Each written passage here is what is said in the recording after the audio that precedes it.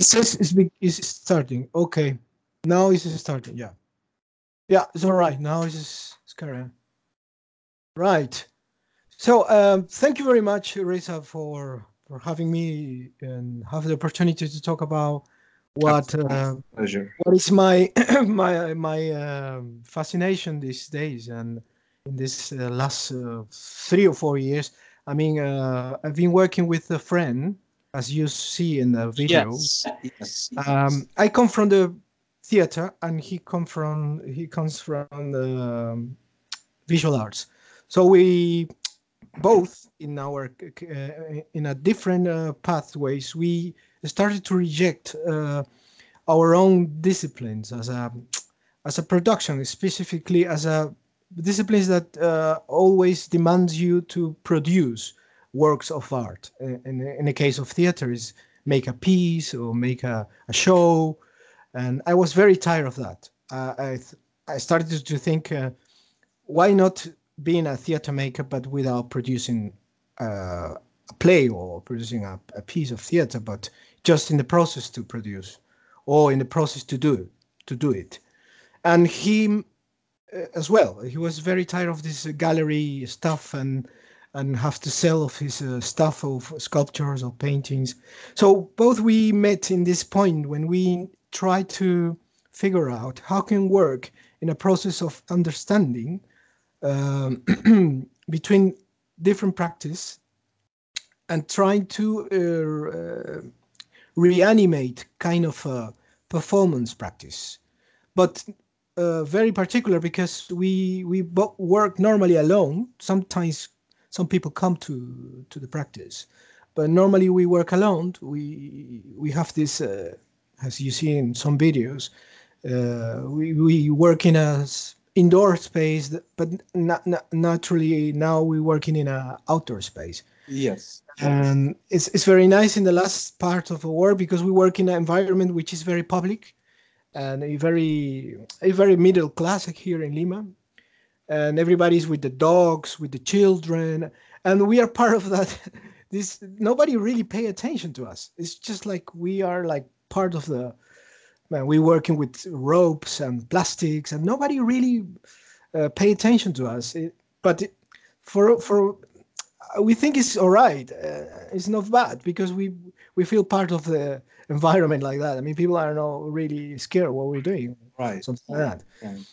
So what I was trying to say is that this practice is very ephemeral because doesn't the only thing we have is video recording is the only have at the end, and then we have conversations like we have now because we after the practice we normally we recall what we thinking or what we passing through the practice or what kind of things we can really catch up from the practice. And so it's very feeble as well because if for example now my partner is working very hard in a TV station, so he doesn't have any fucking time because he's editing all day for a program. So we are now really working for 2-3 weeks now because I can't work my own. So we need this practice together. So what we try to do now is kind of create a podcast stuff, when we can discuss, because we believe that discussing and having conversation is also a kind of performance because we started to develop ideas and actions in thoughts and stuff. Yes. So my first thing to communicate with the people, and especially with people like with you come from the philosophy, is because in the last 5 years I've been interested in philosophy because I was wondering if I'm not doing theater, if I try to think in theater and visual arts together, we need to kind of concepts that we can that can support us our practice, because we are not from the theory academic part. We come from the practice. So we connect with this network. I don't know if you see the PP document. I saw the Facebook. Yes, I saw the Facebook. The translation, I had to use Google Translation. But nevertheless, I got quite a good kernel of what you guys are up to with regard to practical philosophy and stuff. Yeah, but I sent you a last document. It was a Performance Philosophy Network. It was a Professor Laura Cole in England, in UK. She's one of the governors of this network. Well, I got a blog. Yeah. Is that the blog one? Yeah, my blog, the State of Encuentro. Right. But that also was in Spanish. Yeah. So I read that. I actually used just again Google Translate. Yeah. All right. I connect with I start to read a lot of Gilles Deleuze in the last 10 years. So I don't know why, but I found it a resonance in the things that I was thinking at the moment about theater and about why I'm an actor. So I was thinking, but I don't want to be enacting just to be a kind of well, they say in theater you are kind of actioner. I don't know how to say it in English. It's like the executive, like a person who is going to do some duties in a stage. Right. So I started to think about in Gilles Deleuze. I found it kind of resonance when I read the book Conversation, which is just conversations and dialogues and interviews. But the thing on the arts, and especially in some arts, they can express themselves by themselves. I mean that it can be expressed by other theoreticians, but art can be a way of thinking. I mean, but practice could be a way. Artistic practice could be a way of thinking. I was reading something about that, and that resonates also because he says something like, I mean, it's one of my favorites philosophers. I mean, I know that you put it in the last Facebook thing about why the French philosophers, no? You're talking about Deleuze? Yeah. So I think Deleuze is very dangerous. I believe that it's not very good at all, because I feel like trapped sometimes. Huh? You feel like trapped in a kind of. I don't think he's cheating you. You know, like he's doing the. I mean, at the end, you can think everything is possible. No, that's one of the first things that I've found it very resonant in my work. And then we built this state of encuentro stuff, which is a practice now. We have a lot of videos and things we'll be discussing. And so what we need, and especially I need, because I think I'm trying to connect with philosophers, is receive how they, I mean, it's difficult to have a video or have just a text or web page, because we are not in practice alive, which is very different to be in a live practice with the. But we are very open to receive, opinions and critics or ways or signals that we can really, how we can, because what we want now is just to expand the practice. I mean, try to work with. Sorry? Yes, I agree. Okay, I follow. So this is the main thing now is to expand the practice, but beneath methods.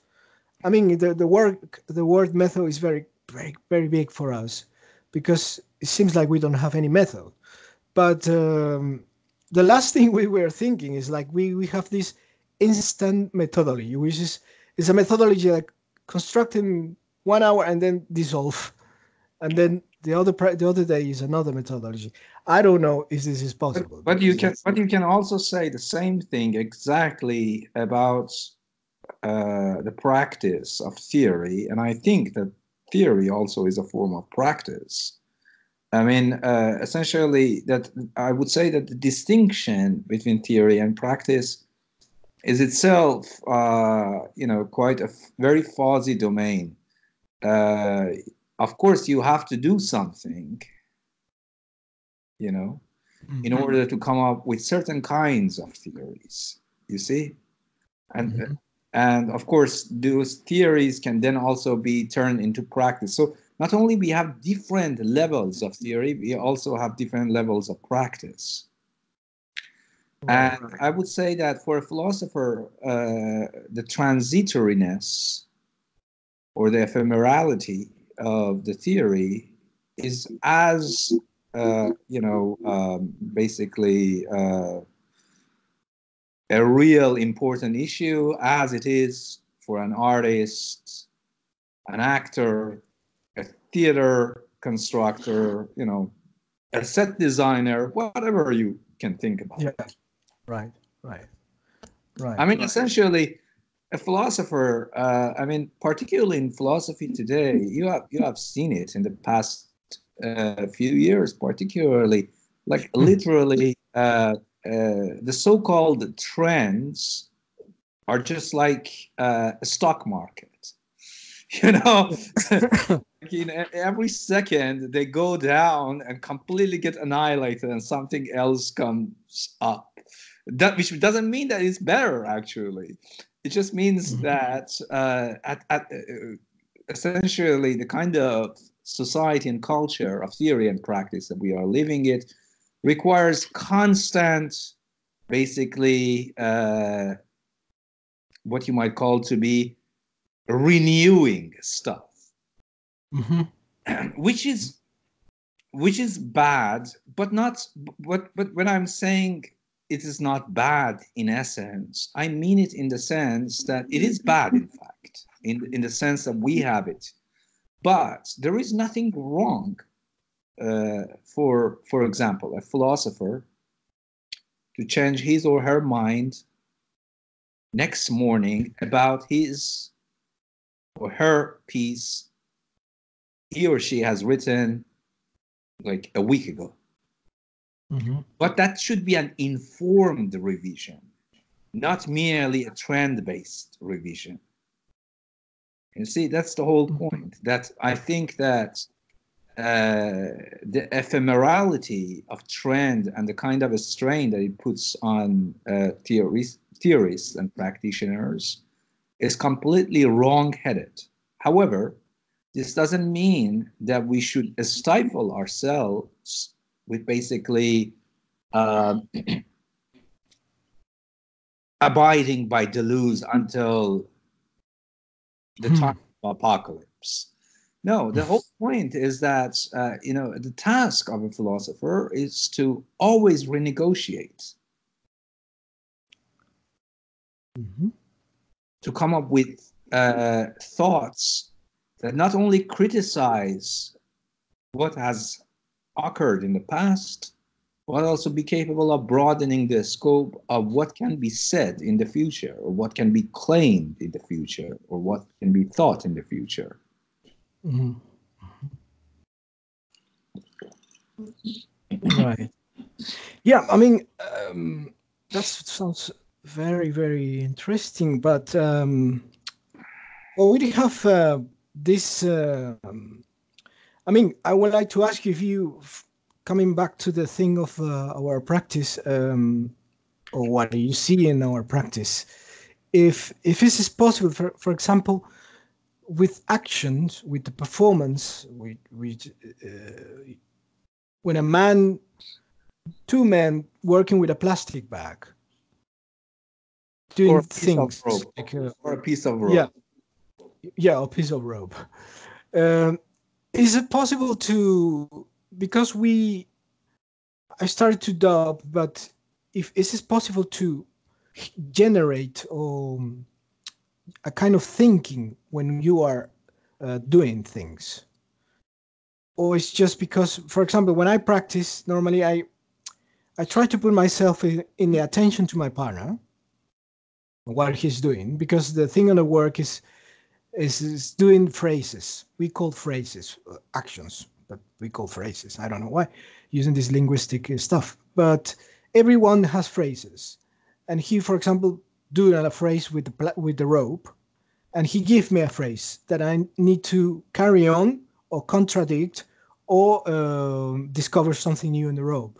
But the thing is that you pay attention to that. So what what I'm asking myself now is a self questioning, is if is it really kind of thinking or thoughts through these both people that we are, if it's possible, or just we're doing a kind of because there is a lot of improvisation in theater and in performance art, but we renegade of be improvisers. We are not improvising. We are really doing an effort to be in attention with the other, and it's not to. It's more about the tensions, for example, in the body, which the plastic or the rope can give you in your own body, and so I asking myself if this is a way of thinking. Is it possible to do to match this with the outlines of performance philosophy network, which says how can we philosopher or doing philosophy, for example, without words, without writing a book? Is it possible? It's just of course, I think it's absolutely possible. I think that what you are calling phrase is they are essentially charged concepts. Charged concepts. You see, what is actually a charge or a concept? In fact, a concept. It's essentially what you might call to be a capsule where there's some content in it. And this content is extremely compressed, right? Yes, like my camera. It's like... Yeah. So the thing is that two different people, you and your partner, can actually, like a capsule, like in fact, like a capsule, like a drug capsule. You can basically open this capsule and see what is inside it, right? Right. You can do that. You can do that, and that's essentially the beauty of using concepts to build a practice or thought. But the thing is that if a concept cannot be fully unpacked such that other people can also basically get into the game of opening the capsule, right, it is not a good concept, really. It is just a niche concept, right? And that's you can see this in the basically the disease or the illness or the pathology of continental philosophy today, where I myself have done that, and I have to repent for the rest of my life. But yeah, essentially that's what jargons are. But jargons can also become real concepts. Jargons? Sorry, jargons? Jargon. Is this jargon? Is you mean jargon, like a technical concept? Yeah, right. Like the word Ryzen. Right. Mm-hmm. But the thing is that you have to understand that for a good concept to have an impact on practice, but also theory, it should be capable. It should be able, or we should be able to unpack it a step by step historically, such that other people can come and use this concept related to other concepts. Essentially, it's more like a game. You see, it's like a multiplayer game versus like a game of chess. And this is, I think that a good philosopher should think like that, in the sense that it is so easy for philosophers to come up with concepts, but how can you make a concept, engineer a concept that not only refine the previous concepts, namely it can be studied in relation to the previous concepts, but also it can basically elaborated as a concept which allows to do us things we couldn't do otherwise. Mm-hmm. Think about like this, like a simple example.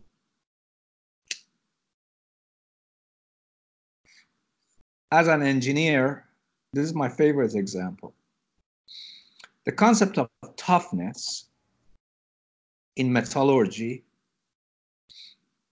was a good concept for a very, very long time, right? But the thing is that with the invention of synthetic materials and synthetic metals, metallurgists found that the concept is no longer appropriate, in the sense that, for example, a carbide tungsten has a different, fundamentally behaves under this concept, behaves under the concept of toughness, very different than, for example, a molybdenum steel or some sort of copper or something else. So the thing is that they notice that the kind of behaviors in the real world that we try to capture by the concept of toughness is no longer working. Essentially, the concept of toughness is not adequate anymore to address the various behaviors of metals and synthetic materials. So they had to come up with a new concept, which is called Young modulus or Young measurements, which allows us to frame the behavior of a piece of metal, whatever it is, at different scales, like crystallographic, nanometric, atomic, molecular, under different strains, different weights. And that's how we can formulate, for example, this is toughness. This is a tough metal. This is a brittle metal. This is a hard metal, so on and so forth. Mm. Mm. So conceptual engineering needs to be fundamentally thought not as coming up with exotic jargons, but as concepts which can clarify, elaborate previous concepts, but also broaden the scope of conceptual thinking and practice down the line. Mm-hmm.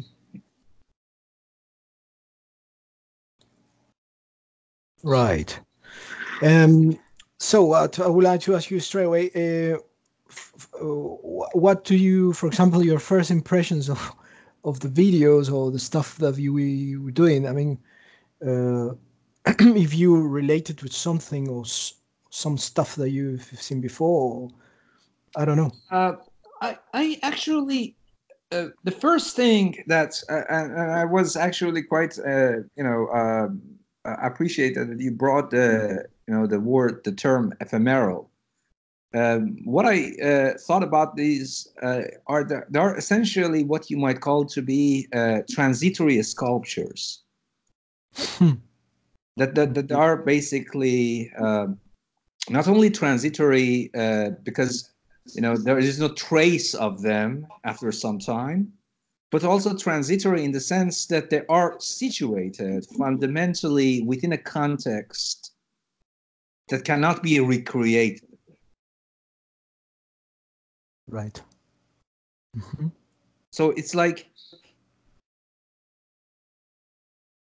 we have the same thing in science too, and many people, dogmatic philosophers of science usually don't appreciate this. They always talk about hypotheses. Right. Hypotheses that can be tested, put into application, right? But they can also be retested, because if a hypothesis cannot be retested, Yeah. then or reapplied, then it is not really a one hypothesis. But the thing is that the idea of testing is fundamentally a vague idea itself. It's a vague concept, in fact. A vague. A vague, Sorry? a vague concept, a quasi concept. Precisely because what if, you know, like Heraclitus, what if, for example, you set foot in the river and the river flows, and hence, no matter how many times you test it, it will actually give you different results, precisely because it's transitory. You are setting foot in a world which is revolving. Mm-hmm. And this is, I think, one of the greatest things to think about. You know, what does it actually mean to think about not only concepts and hypotheses, but also tests and applications in terms of pure transitoriness, pure ephemerality. Right. Right. So you, there is a. I like this pure transitority and pure ephemerality, and what about the relation? I mean, I was thinking as well how we can think together. I mean, is it possible the philosopher, for example? I mean, the very example is Deleuze and Guattari, you know, make some book together, and you can think this is a both thought, but you can see who is Deleuze and who is Guattari very clearly, I think, in the book. Yes, you can. But in our practice, because we are very different. I mean, yeah, he has his personality. I have my personality. He has his own life. I have my own life. And we encounter, in this state of encounter, what we try is if it's possible to think together. I mean, to do together this transitory ephemerality. Right. And in this, how can we, or is it possible? Or it's just this... I would say, you know, I am, after all these years of working with people and with other people coming from different disciplines, I would say that if you are just a philosopher, it is absolutely impossible. It is actually leads to some sort of philosophers. You have seen numerous examples when philosophers tries to say bullshit about art and stuff, and the artist also says bullshit about philosophy. I think the only way to go forward is that the artist should have a certain level of philosophical vocabulary. And the philosopher should not just be a philosopher. He should be, you know, someone who actually ambitious to create a video game. Either make a movie, basically create a toy, you know, an idea which is outside of philosophy, and hence once these two kinds come together, they should understand that a philosopher and artist is still a very fragile bond, and the only way that they can actually cement it and solidify this bond is by both of them to move into a third realm. Mm-hmm. Not only art, not only philosophy, perhaps, I don't know, a piece of fiction, which is like the most rudimentary example, or a game, basically a technology, something that is what you might call to be a third domain, as opposed to just philosophy or just art. Right, but but the thing about thinking together in the way of like an example of sculpture, if we can, with thinking, with thoughts, we can do a sculpture together. I mean, a sculpture of thought, if I could say.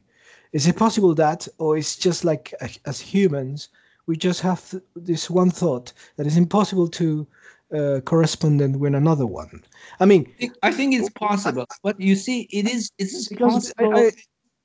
right, because this is come to me a kind of politics of thoughts, or Yes. because politics, and especially here in Peru, is like when you read all these rights and democracy and all the things that's been writing, it's about philosophy that Right. some people create, together. They say together for the people. No? Yes. Yes, I think it's possible, but we cannot yet valorize this idea as if it is fully actualized. It is not fully actualized yet, but that does not mean it doesn't exist. I would say that it is absolutely based on who and who start a collaboration from philosophical end and from the artistic end. You see, do you really think that, for example, I mean, come on, think of some counterfactual historical example. Do you think that, for example, Rembrandt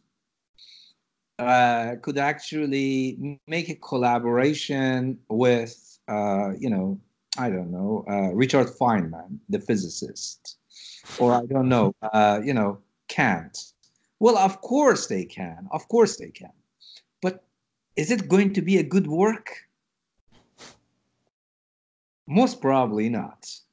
But we have seen examples where philosophers, writers, artists have actually collaborated under the condition that, as I mentioned, the philosopher already is interested in these kinds of other domains of thinking.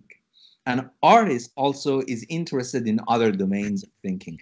So they can suspend their biases for the time being and literally create a magnificent piece. Right. Mm-hmm. Yes, because as you, well, it's not particularly we're interested in doing some piece in our work.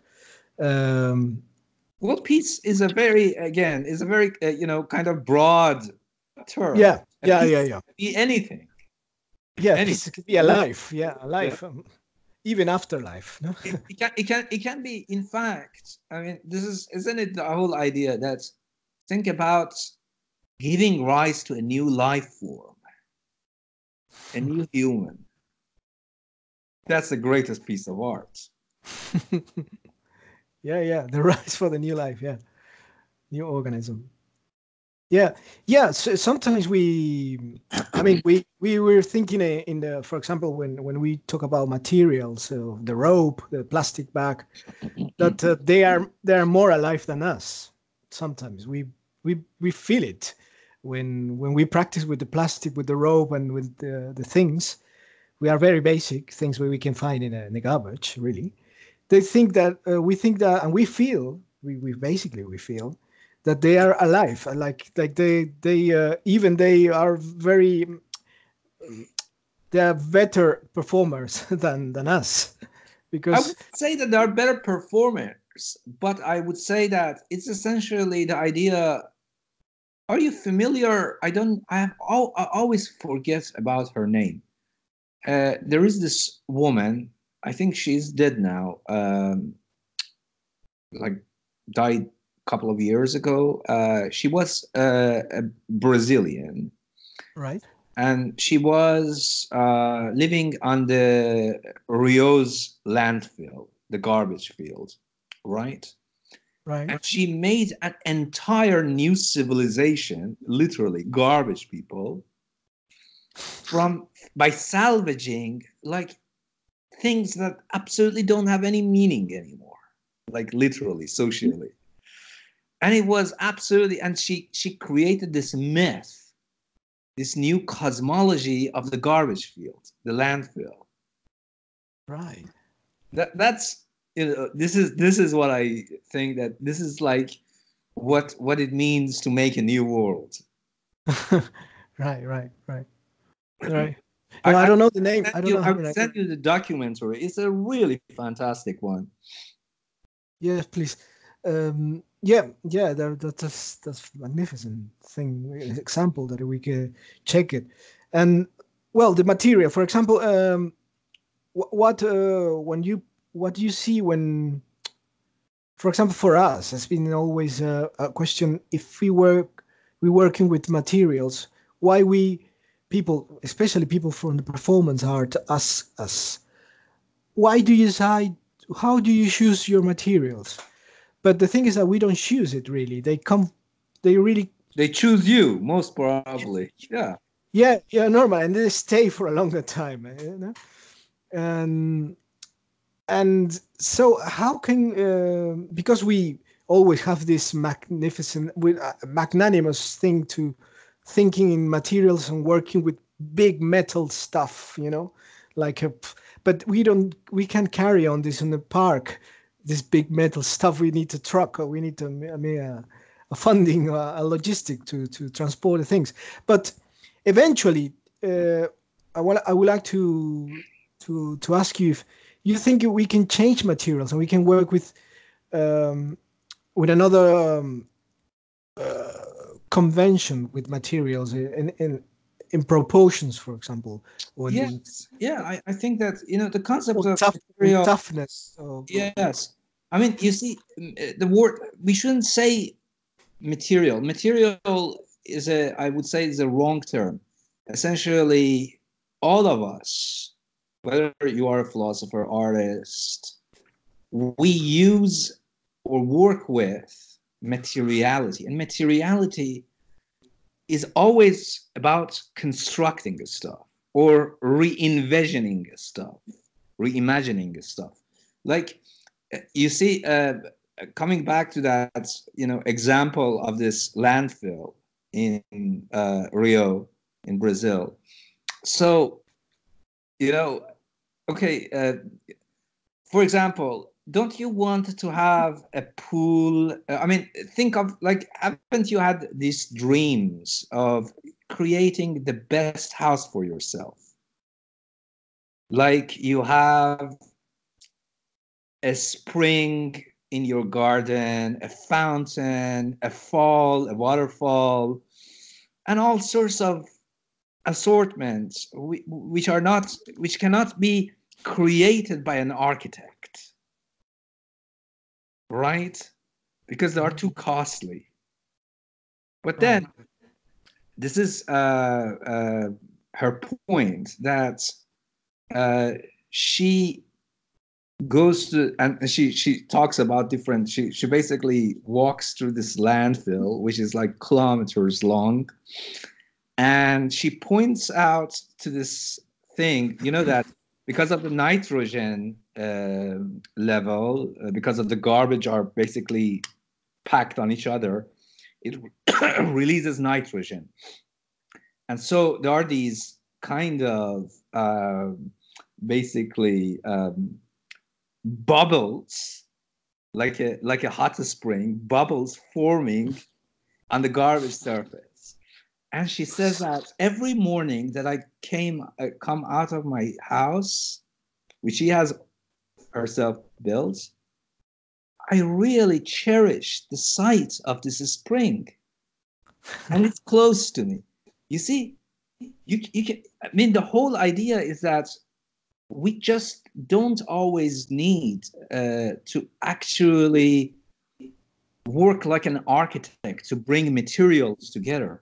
Or we can reimagine what it is that we can do to reform what we have.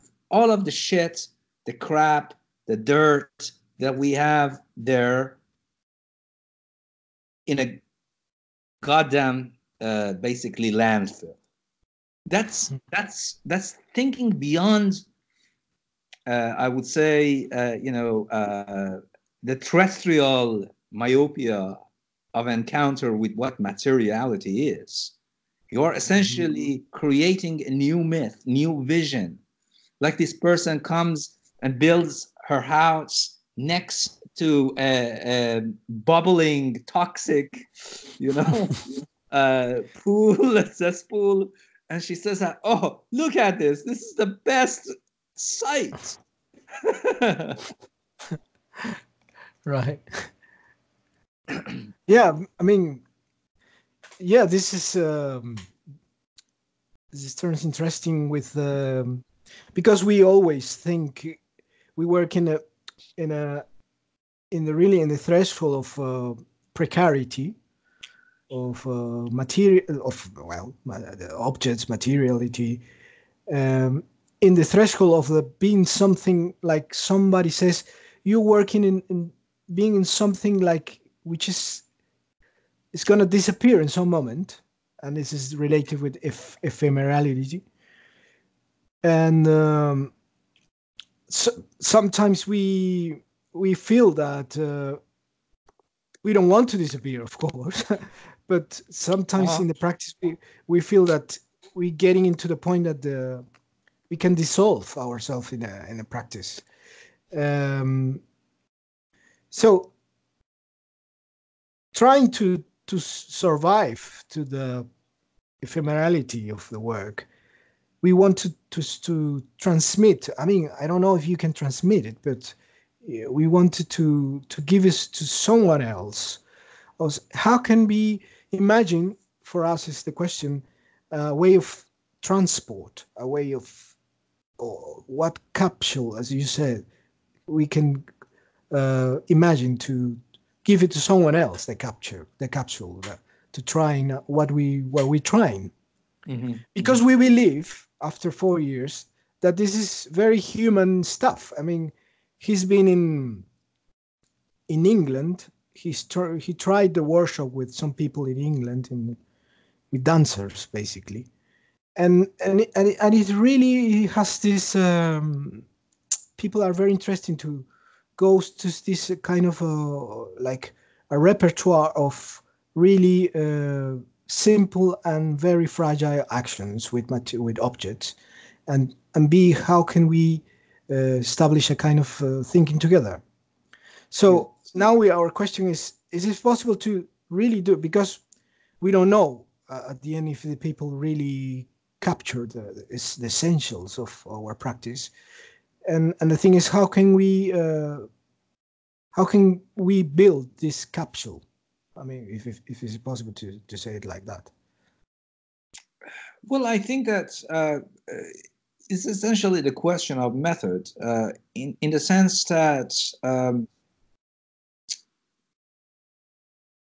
the reason that I mentioned rudimentary collaborations as what you might call to be the testing ground was precisely because of this question that you brought up, namely the question of method. We cannot simply, philosophers and artists cannot simply collaborate. They should start with what you might call to be ideas.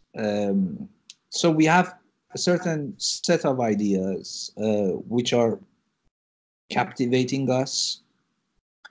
From there, we try to basically, at first, we try to compact this idea to a set of, for example, concepts or capsules. And then from there, we start to unpack them into a different domain. Like for example, I've had, do you know Florian Hecker? No. Florian Hecker is a very famous sound engineer, and I have done quite a great deal of work with him. This is how usually our collaboration goes. So Florian throws some ideas at me, I throw some ideas at them, and they are all vague at this point. They are literally, we are just basically, my apologies to say this, we are talking out of our butts. And it's just, all this looks sexy. But then there comes the next stage, which is the hard work. We start to look at the research around these kinds of concepts, what can be connected with them, and stuff. And then we turn this into some sort of what you might call to be a scenario where I can do my work and he can do his work.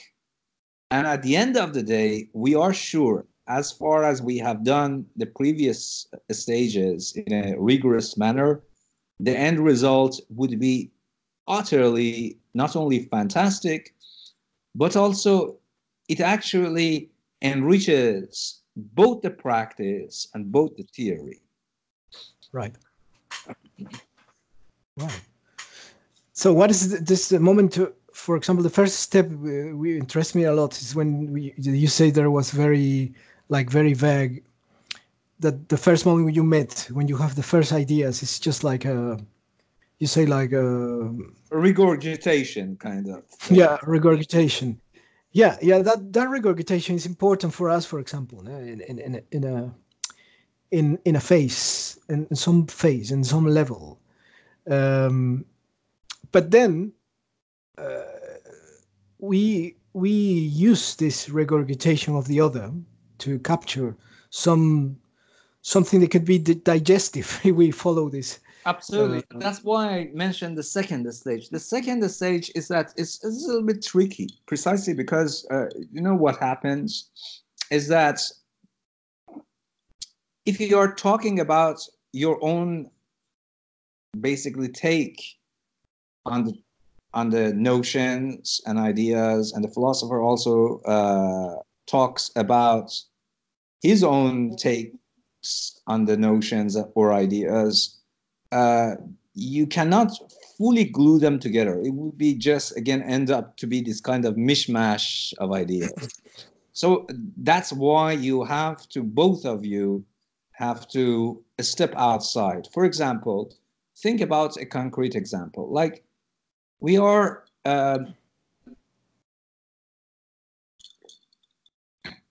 thinking about, this is what I did with Florian for Guggenheim. Essentially, we are going to make a piece around a pink ice cube. Mm-hmm. So obviously, a pink ice cube looks sexy, so we are both going with the idea. But then, pink ice cube is also a term used by Wilfred Sellars, American scientist, American philosopher. Mm-hmm. Then there are also questions about the perception of color. Mm-hmm. Transitoriness of ice, because ice is going to melt. Right. Then there are the engineering questions. How to make a pink ice cube. It's actually quite difficult. Then there are questions that what can we supplement to a performance about a pink ice cube? What kind of pedestal do we need? How are we going to correlate the concepts and ideas of this use of pedestal with this pink ice cube? And then at some point, you notice that you have a wealth, a continent of ramifying connections between all of these things, which are not either purely artistic or purely theoretical. And then you try to, after you discover this whole wealth of continent, you try to kind of like limit it, constrain it so it doesn't get wishy-washy. So we make choices, and these choices are like trade-offs. And by virtue of these choices, we kind of compact the idea and the idea of the performance such that the performance and the theory itself are neither what you might call to be in response to each other, but they are actually integrated parts of one and the same piece. Mm. Right. This is it's a kind of methodology that you discover together for I think. I think that any sort of, to be honest with you, any sort of collaboration at this scale between philosophy and art, performance, whatever, is always about the question of method and constructing a system. Hmm. Right, that's we struggling now. We struggling to. For me, it's difficult, for example, to put in words. I mean, that's the main thing of talking to Yes, you.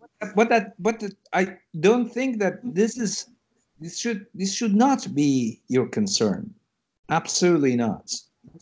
You think so? No.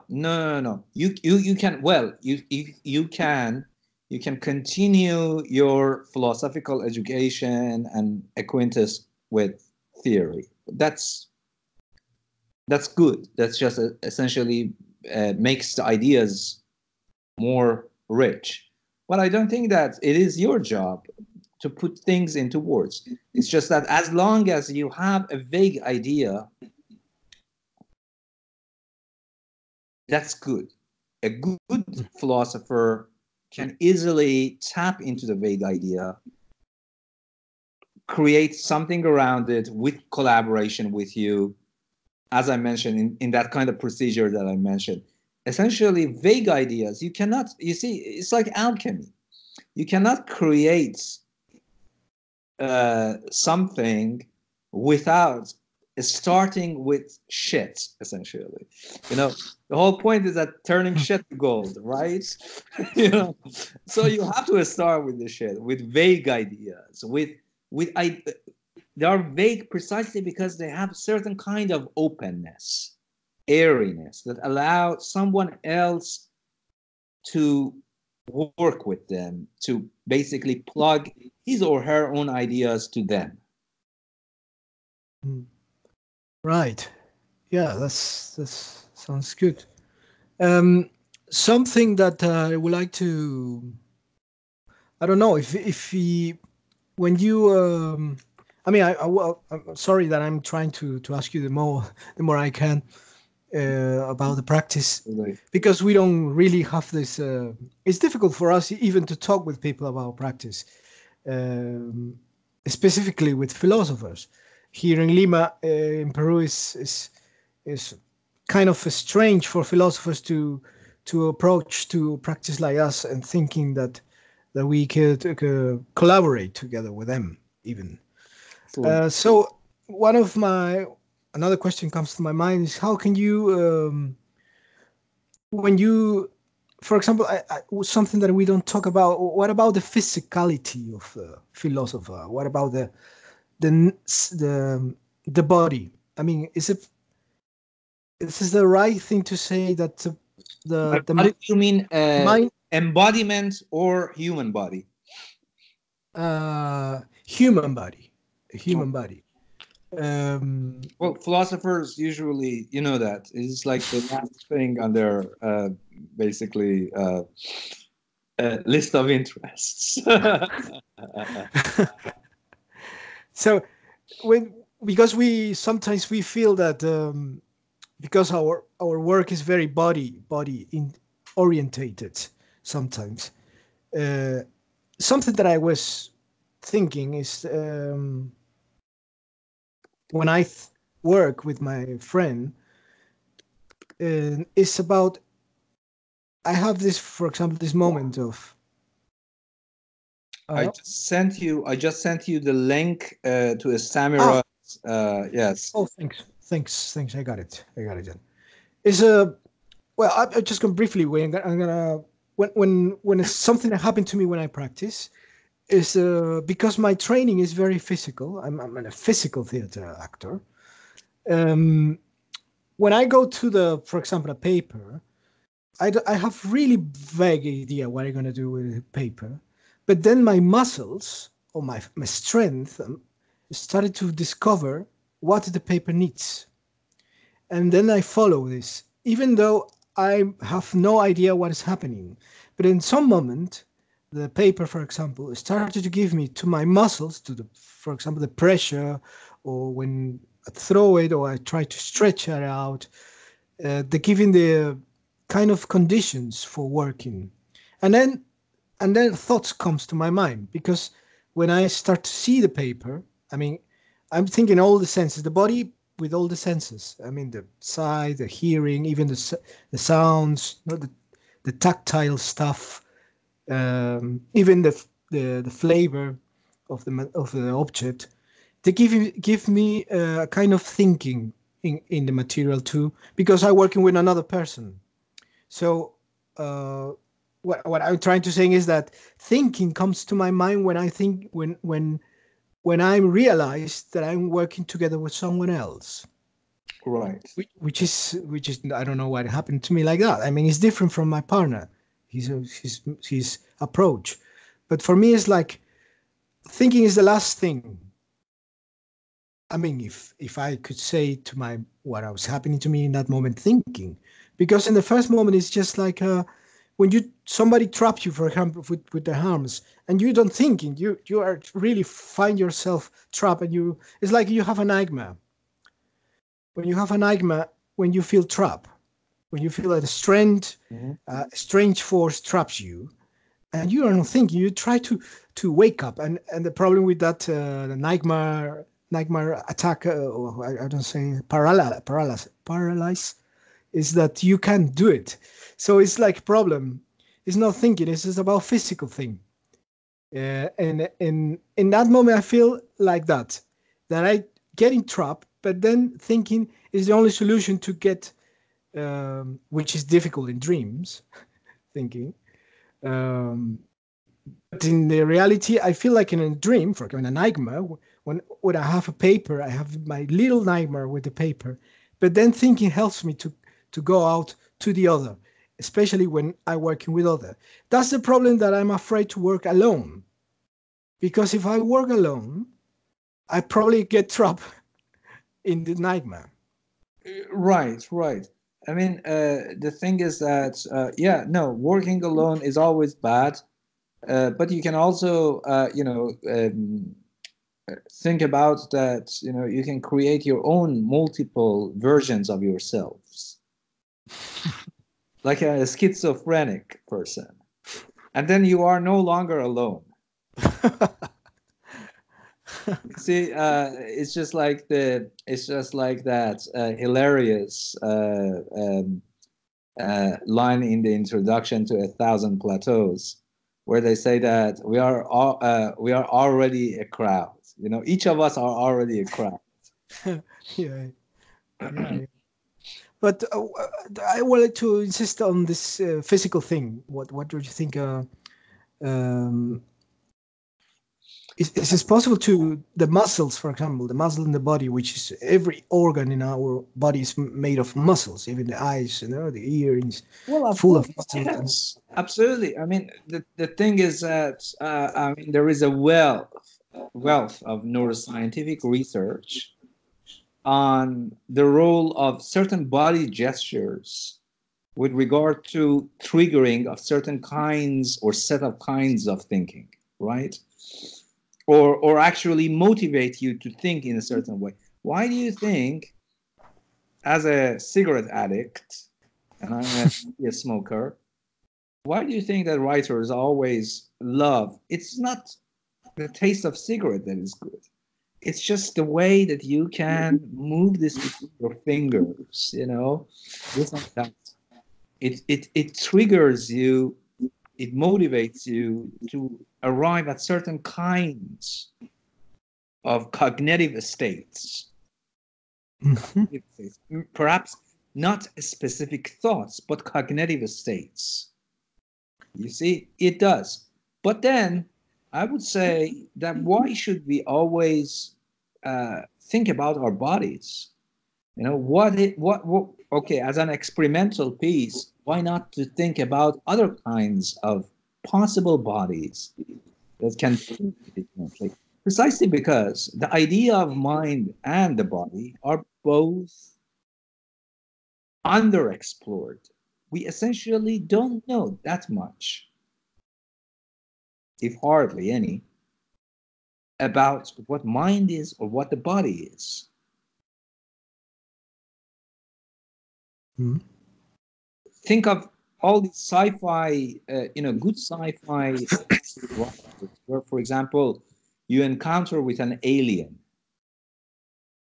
and this alien has a completely different body form, and also you get the sense that precisely because of this new body form, there are also different cognitive states for this creature. Mm. Right.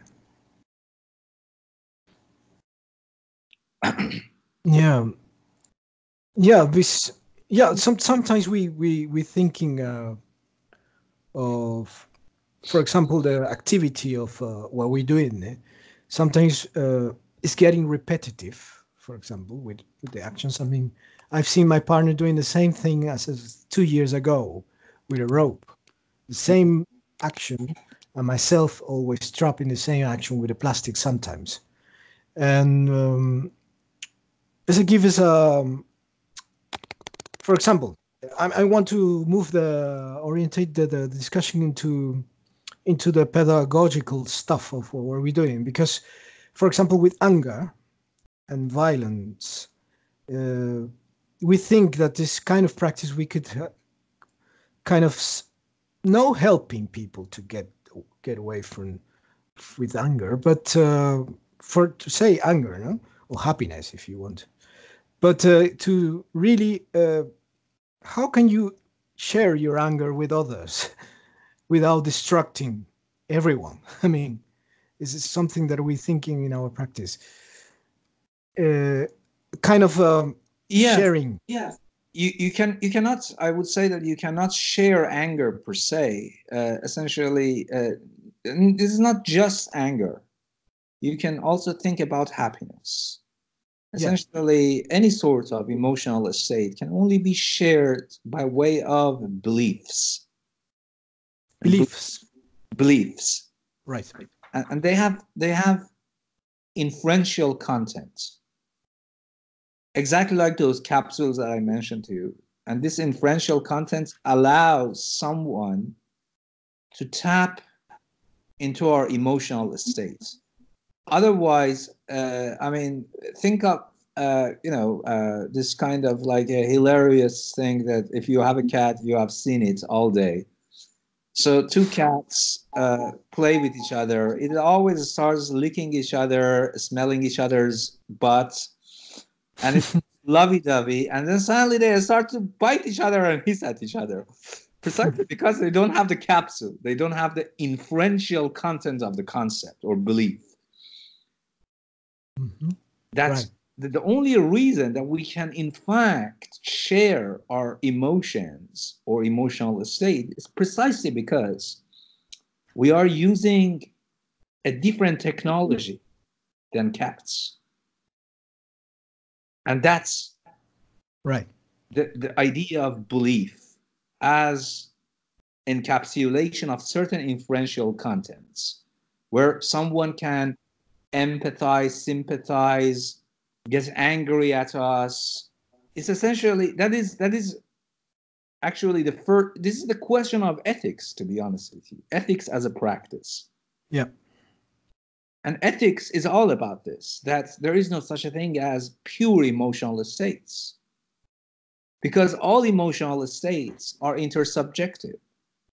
Mm-hmm. Right. Yeah. Yeah. Basically, that's what I think in intersubjectivity. I mean, something that we that we explore as well between us, between two people. So I would like to ask you for if you got some other idea that our practice or videos, because people are very I mean, people from theater and from performance art, when I see their videos, they say, yeah, but I get bored because nothing happens. And yeah, I don't. When nothing happens, it's just like, first of all, I'll be honest with you. This also, again, these are the kinds of responses that are also levied against philosophers. Like, it's just boring. So what? You know, so what? It's actually about engineering a fundamentally different set of concepts, applications, practices, new relations between concepts, so on and so forth. And yes, the majority of good works are actually boring. This ought not to be the case, but nevertheless, for a good part it is. I would say, how about this? How about, okay, give me a time frame, because I need to have a time frame or some sort of deadline. Otherwise, I can never finish any piece.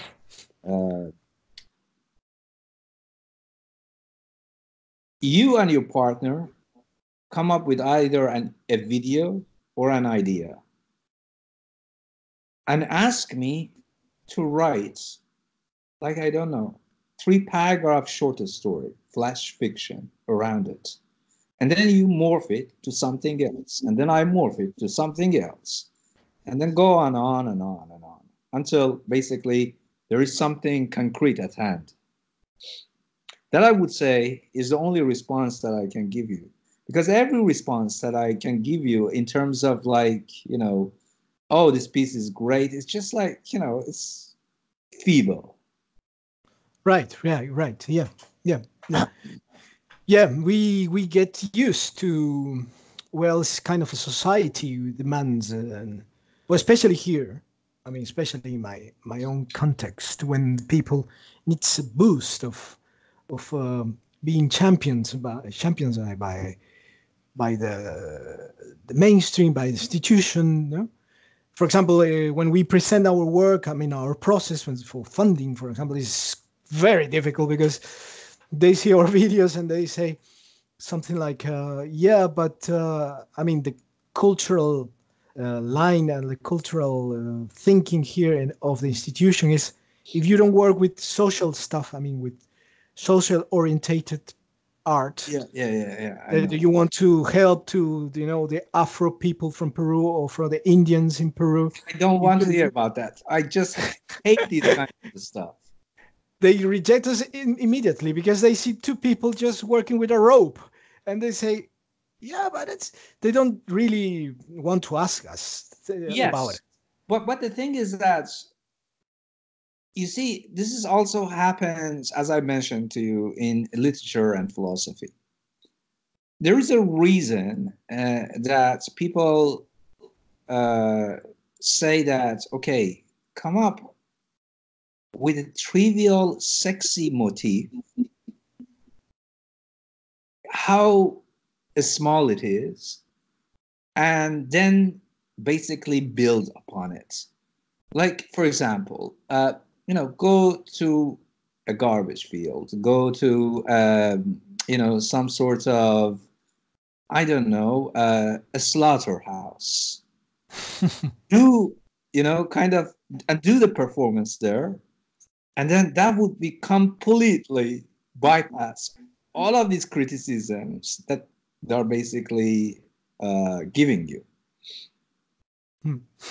You should always think also about the background, the ambient space.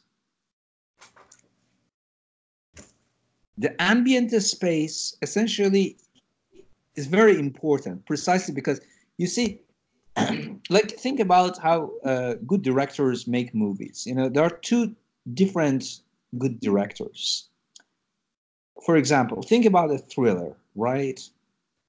Mm-hmm. So, first director, you know, have you gone to Detroit? Sorry, which one? Detroit. Yes. The film or the? No, just the city. Yeah. Yeah. Okay. Okay. I know. So just go, for example, to some extremely dreary place, right? Right. So the ambience, you see, that's, you know, essentially it's just like bunch of, you know, cold places, and people are just like so boring and dreary.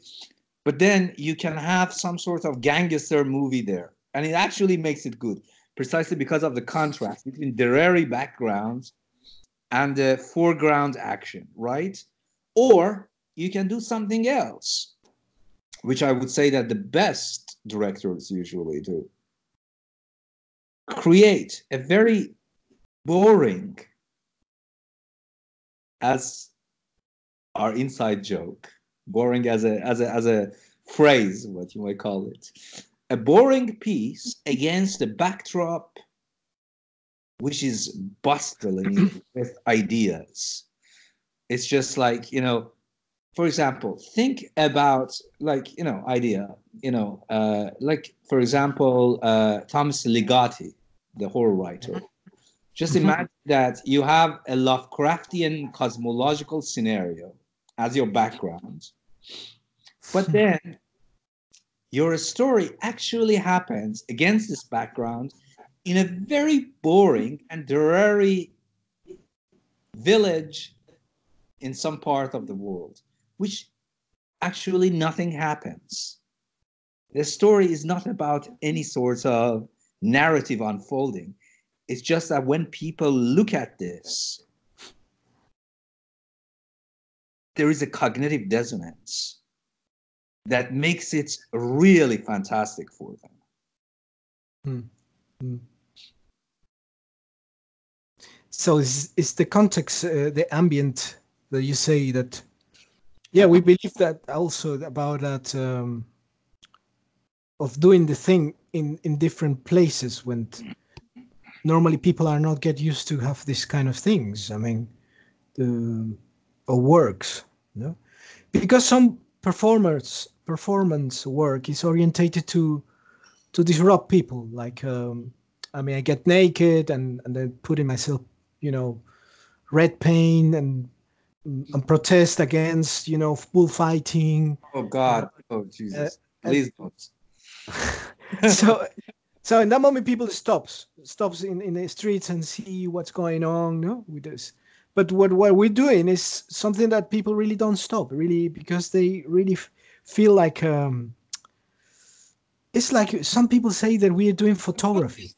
A lot of people say that we're doing photography, but we are not doing photography, but they think we're doing photography. Like imagine, I mean, you know, no, that is actually, I think one of the things that is still missing in your approach is that you should not only show the actual piece, but also the people's reaction to it. Like literally people pass by. Just imagine that, okay, we are in Saudi Arabia and basically they are beheading some people. And then people pass by, you know, it's all fine, you know, it's just like the order of the day. That's essentially you are capturing both sides of the story and makes it, you know, the ambient problem. Yeah. That's very interesting. We're thinking about that because there is a lot of people, couples and stuff, and I mean, always say that the dogs and the very, very child, the children, the babies are.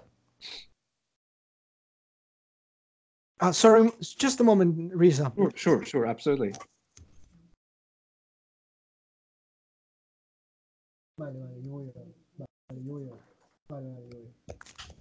Sorry that I have an interruption. Sorry, I was saying. I was saying something about the dogs. Yeah, dogs and babies are very interesting in our work because the dogs, when they see a rope, stops, and when they see a plastic moving, the dogs stops, and the babies as well, and yeah. they start. Yeah, sure. But the adults not, because, for example, there was an example. There was a baby with the father, and the baby say, "Oh, daddy, is a plastic." No, she doesn't say it's plastic. She say, "What is that, daddy?" And the daddy says, "It's just a plastic for garbage." Piece of plastic, right? Yeah.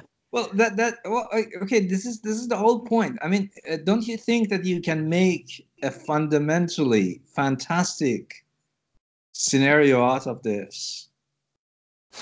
Isn't it also the very question of thinking and practice, in the sense that people just go on and on living in the world. But there is some freak called Darwin who goes to the garden. And inside the garden, he sees like these worms, soil worms, you know, the lowliest life. Mm. And he says that, you know, why is that this garden has so many worms? And a child notices it. A scientist notices it, but not other people. And that can be turned into a magnificent narrative. Read Darwin's book on soil worms. It is truly one of the most majestic. I mean, everyone talks about Darwin's Descent of Man, but this is where he came from, studying soil worms. It's just the name like that, the book. Yeah, I will send it to you. 1 second. Oh, fantastic! Yes, you cook. Yes. So essentially, this idea that why is that some people not paying attention, and some people do pay attention, and what is the consequence of paying attention? That can turn into a magnificent odyssey. Yeah, and also we got in this public space we have guards, you know, public guards. They stop as well. They stop because they want to verify what we are subtly pretending to do in this public space, especially if they see a rope and two men and a tree. You know, this is this very cliche image of the tree, the rope, and the man. Right. Yes. Judas. Here is basically Darwin's the title of Darwin's book. You can easily find it online because it's right. Yeah, on the library. The formation of vegetable mold, and it's like this that you know this most trivial happenings in the world. Once you actually look at how regular people and certain kind of people look at them and unfold the interaction between these two factions, can become the basis of something which is quite big, large, cosmological, in fact. Yeah. That's something that I have the feeling if this cosmological stuff we could. I mean, I don't want to sound, but this minimum stuff we doing is. I mean, it's about life as well, about death as well. Because when I mention this kind of muscle and body, mind, and thinking and body, or it's just like this is the threshold of a kind of energy. I mean, the thing that produce together is like a new energy, which is ephemeral, which is very transitory. But this is it's like dying with rejoice, if I could put it in. Yes, and it's always good. It's like I have the example of I don't know why they have an example in my mind. Here in Peru, we have Spanish people come in the 15th century, and Spanish people, especially the priest, they used to use the bones of the people who die, especially if we're a child. And with the bones of the child, they construct like sculptures. And you can see in some Franciscan convent in the highland. No. I understand. Yeah, I mean, this is a very particularly a Spanish and Italian custom. Yes, like the I have forgotten the name of it. Capuchin convent. Yeah. And they put it that have you seen it? That's a work of of art with the bones. Kind of I like mean, a the bones. of jewelry, but made of a Yeah, small yeah, bone. yeah, All yeah. right. A lot of stuff like that. I mean, using the body. I mean, it's like a we Yes. are not putting in a cage. We're not Yes. putting in a closet, and then we don't use the why not use the body, even in the bones Right. until No, the no, no, end. I think that is a great example, and essentially it comes back to this. So you see, you don't I mean, essentially to see begin that, concepts of death and life, but yeah, very trivial, transitory things, and then you start to imply rather than just expressing it, implying how it can relate to these big, what you might call to be cosmological questions. And hmm it's essentially like, as you say, Christianity, also a Christian iconography, has completely something like that. The whole, the whole basically tradition of relicology, gathering relics of hmm saints, a piece of cloth, which is yeah, a fuck, what is this? A piece of hair. yeah, yeah, yeah, yeah, yeah. My This is Chris, I have to go in 10 all right, minutes. right. So we have time for 10 minutes. Yes. Right. So I don't know if I would like um, to ask you. I think we were writing some things. You told me you read something that we write in Spanish, and you translated in English. Do you remember something that you really? Well, I Because I read all the links that you sent me, but both the blog and the Facebook posts, I use, of course, the internet translation yeah. because I really don't know Spanish. Do you remember some of the things that you're reading or?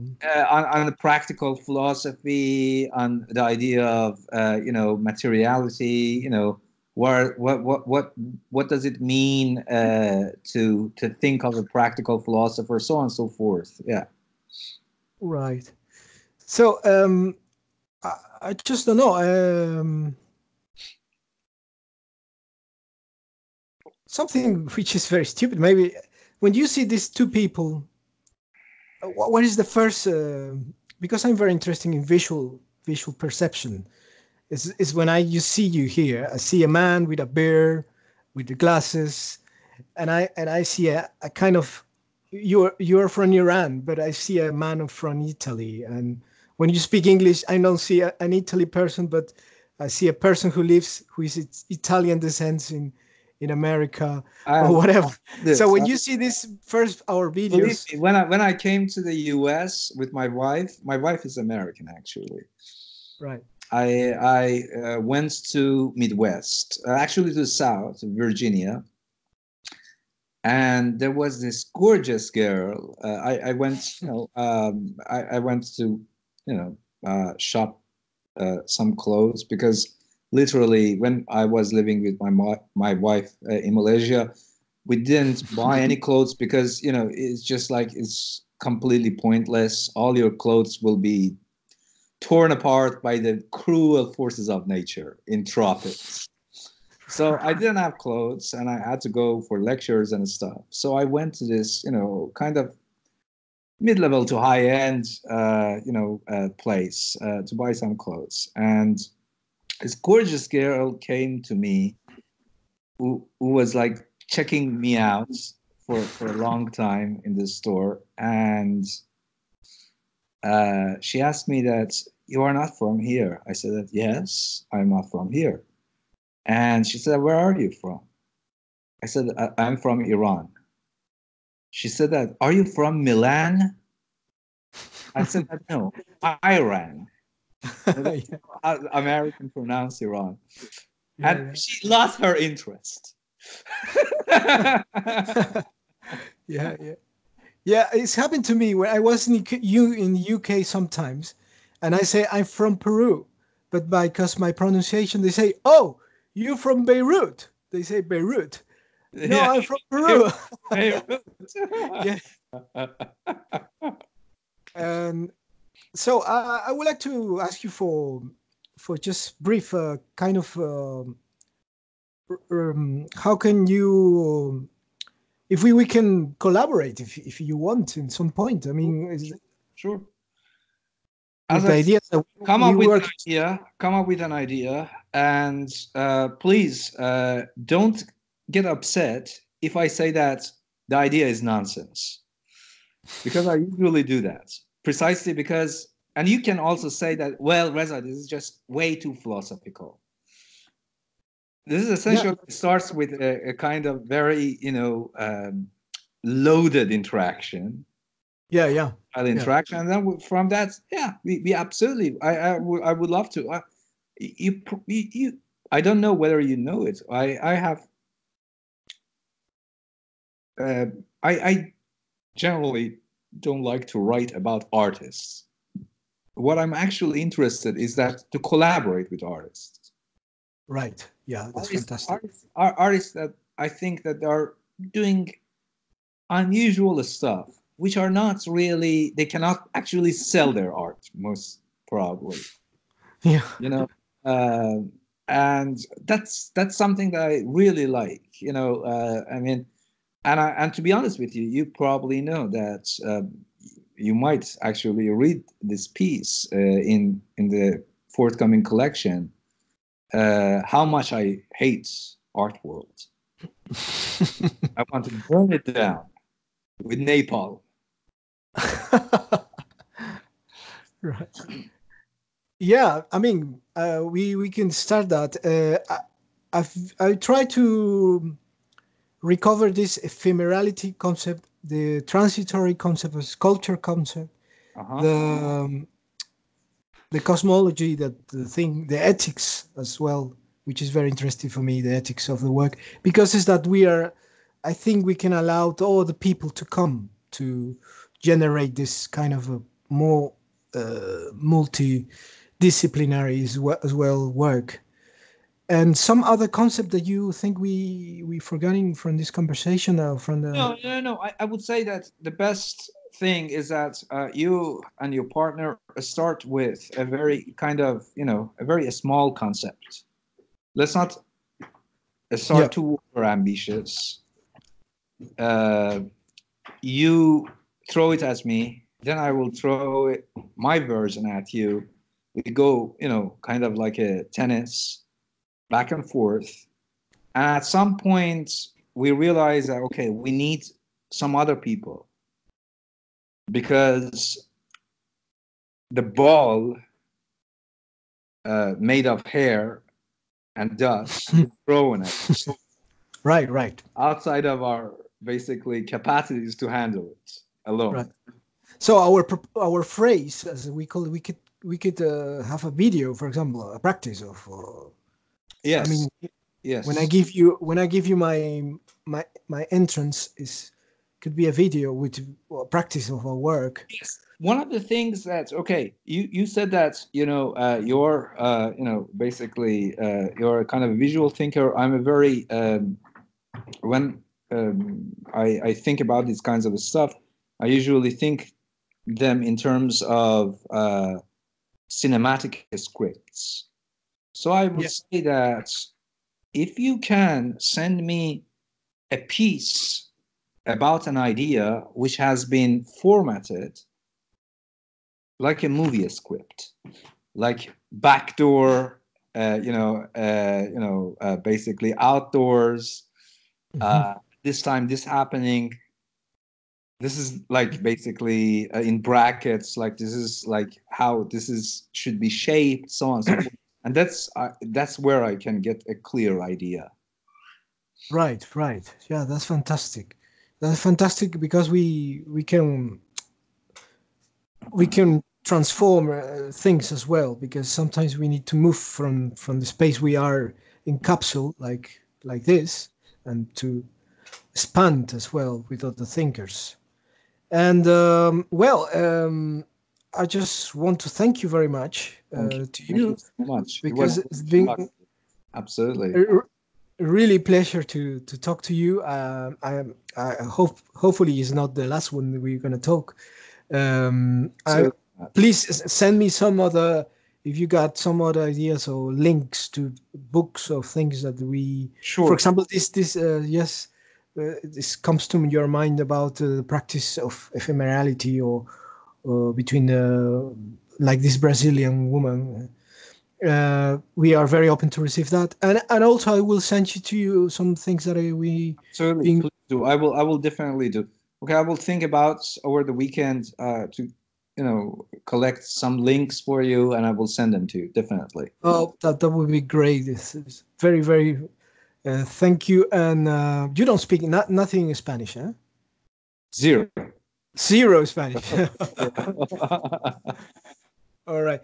So see you around. See you in this world.